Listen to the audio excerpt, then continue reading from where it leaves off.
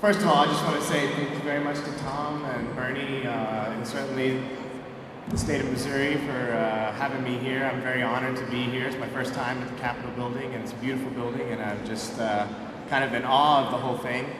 The acoustics are great for singing, so I'm very excited about that too. But on a more serious note, I just wanted to say on a personal level that I truly believe that this legislation can have a deep impact, not just for the state of Missouri, but for on a national level too. This is something that has probably devastated a lot of families and affected a lot of people on a very personal level, and I'm glad that there's people like Tom that really are getting behind this and are really taking this to literally to the doorsteps of all of these senators. And I hope that those of you out there that are here, that are listening, I hope that this is affecting and you're hearing what we're trying to say. This means a lot to us.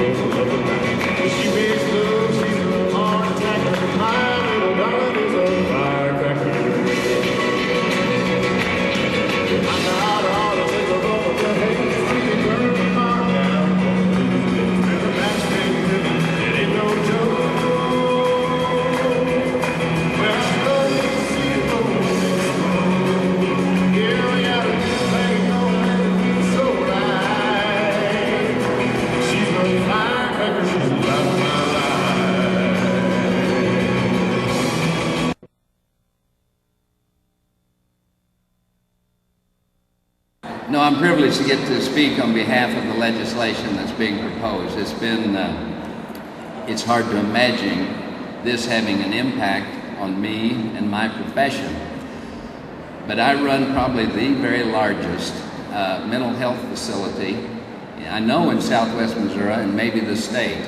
Our population in our jail will average 550 to 570.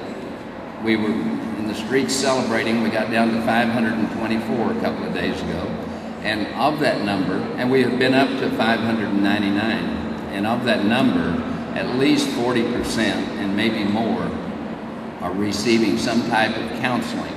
And we're very blessed, very privileged to have a relationship with Forest Institute, Missouri State University, and Evangel, that we have those that are seeking psychology degrees and those who are in a program that work in our facility, or we would never be able to afford that. What I see a very important aspect of this legislation, there's not any way that I could ever afford to hire a psychologist, a full-time psychologist, to be in my jail. I have to have a psychologist, and I have to have someone there counseling with those inmates. A part of that is instructions on suicide prevention for my officers, and a part of it is just dealing with the inmates, because a part of the admission questionnaire that we give the inmates is, have you ever thought about suicide? And you would be surprised how many concede that when they come in. We can immediately, by having a psychologist on staff, have attention for those individuals.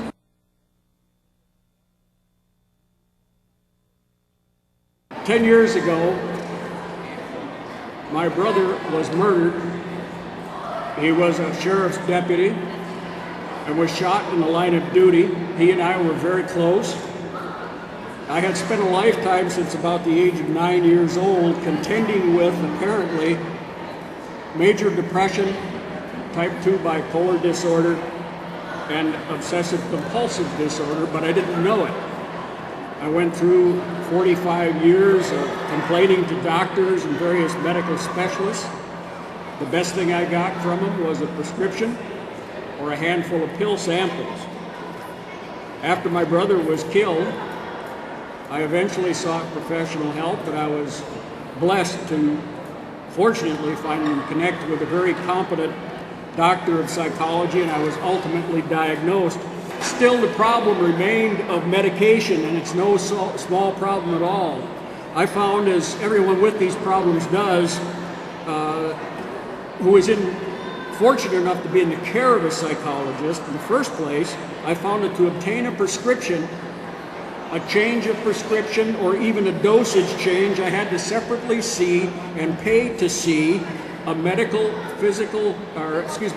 primary care physician or a psychiatrist just to get that prescription. They had no knowledge of my condition. The expense and delays were substantial. Psychiatrists in our state are charging from $250 to $400 an hour if you can get in to see one. We have documented and have in the files evidence of waits as long as 8 months to see a psychiatrist in the state of Missouri, and that's totally unconscionable.